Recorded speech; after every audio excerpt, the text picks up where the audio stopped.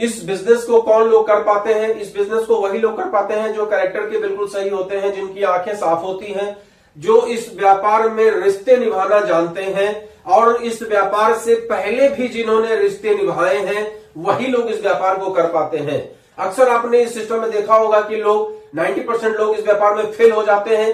10% लोग ऐसे होते हैं जो जुझारू तरीके से टिके रहते हैं, मैदान में डटे रहते हैं, और वो लोग निश्चित तौर पे सफल हो जाते हैं क्योंकि उनके रिश्ते लोगों के साथ में अच्छे होते हैं, उनका खुद का कैरेक्टर बहुत अच्छा होता है। तो अगर इस व्यापार में आप फेल हैं तो सबसे पहले आप चेक कर लीजिए कि क्या आपका खुद का कैरेक्टर सही है, कहीं आप खुद में शराबी कबाबी तो नहीं है, क्या आपकी आंखें साफ हैं, दूसरे घर के बहू बेटी को आप इज्जत की निगाह से देखते हैं।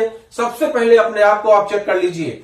आप अगर फेल हैं तो कहीं ना कहीं से आपके अंदर ही कमी है, इस बात को 100% मान के चलिए, क्योंकि 10% लोग जो सफल हैं वो कहीं ना कहीं रिश्ते बनाने में स्ट्रांग हैं, और आप फेल हैं इसका मतलब कहीं ना कहीं आप रिश्ते बनाने में कमजोर हैं। तो मैंने दो बात आपको बताने का प्रयास किया, या तो आपके रिश्ते कमजोर हैं, और रिश्ते कमजोर उसी के होते हैं जिसका कैरेक्टर ढीला होता है, और अगर आपका कैरेक्टर सही है उसके बावजूद आप रिश्ते आपके कमजोर हैं किसी वजह से, आप नेचर में अच्छे नहीं हैं, आपकी बातचीत अच्छी नहीं है, आप हद से ज्यादा इगोइस्ट हैं, आपकी बातें लोग पसंद नहीं करते हैं, आपको लोगों के साथ बातचीत करना नहीं अच्छा लगता है, या आप लोगों के साथ बातचीत घुल मिल नहीं पाते हैं, ऐसे बहुत सारे कारण होते हैं जिसकी वजह से हमारे अंदर ही कमियां होती हैं और हम रिश्ते बनाने में कमजोर होते हैं।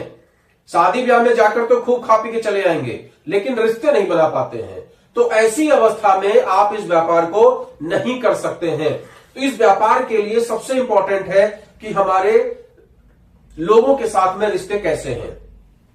जब हमने इस व्यापार को स्टार्ट किया तो मेरे कहने से कम आज की डेट में भी 100 से 150 आईडी पर मंथ लग जाती है, क्योंकि मेरा जो रिलेशन है वो लोगों के साथ में बहुत स्ट्रांग है।